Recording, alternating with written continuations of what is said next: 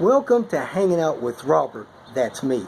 This video is composed of things that I tinkered with throughout the day. For step-by-step detailed instructions of those tasks, you can click on the links in the comment section below. This video should contain tips and tricks of things that I've learned throughout the year. Now, I only plan on leaving this video posted for about 30 days. I hope you enjoy it. Thank you very much for watching. Starting out the day with Queen Bee, I'm finishing up the radiator flush. After I get this coolant system flushed the way I want it, I'm going to add the coolant, back it out of here, go over to my sister-in-law's place, and strip it down for painting. I think I'm going to have a couple of the door dings removed so it won't look as rough. Kind of weird, I had a bottle at full.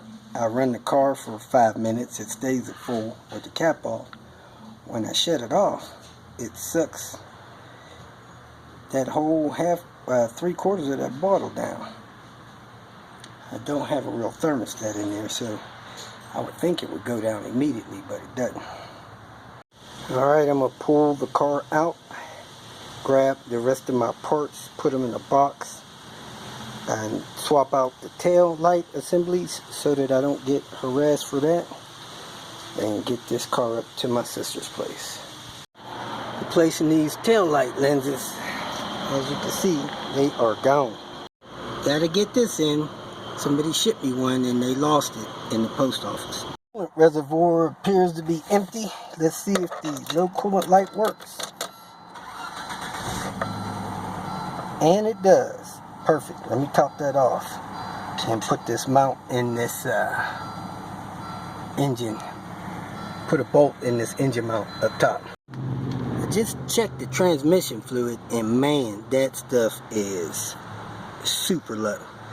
I guess the months that it has sat idle, a lot of the transmission fluid drained to the bottom and close to the axle area. When I pulled the axle out, it came out of the transmission, so I'm at least a half quart low, maybe more. Okay, I am in range on the cold side, so I'm gonna shut it down, clean up my mess a little bit here at the shop, and then take this car where I need it. All right, here we go, maiden voyage.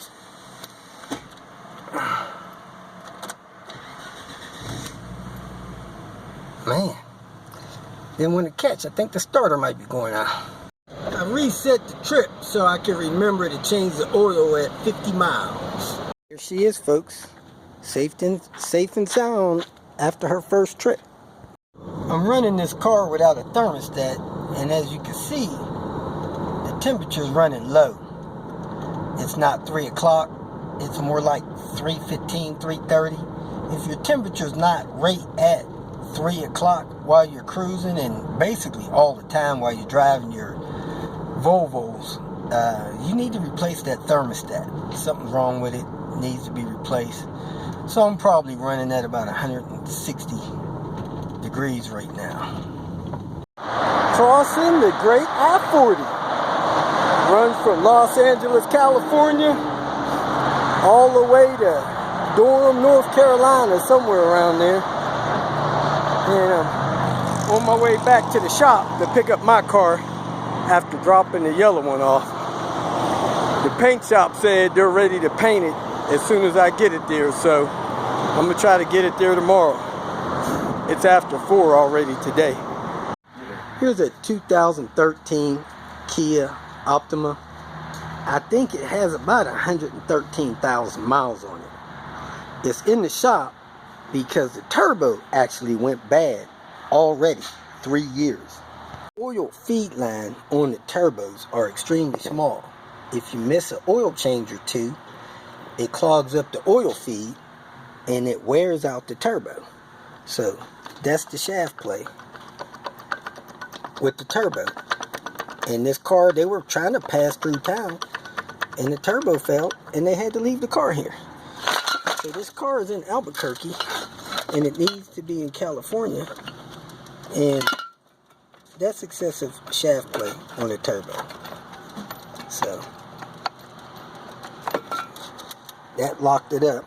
This thing has a tiny oil feed line size, so it's easy for this stuff to gum up and get plugged. So make sure you run synthetic, and make sure you change your oil as often as needed. It's as bad as those Audis. So failing to change the oil and letting that turbo get damaged and not running the proper oil is going to cost these folks about $2,400.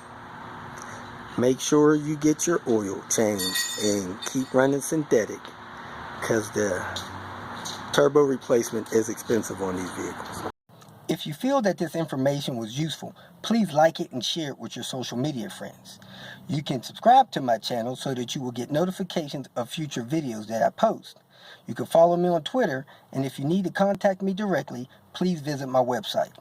And if you have any questions, leave them below, and someone or myself will reply to them. Again, thank you very much for watching.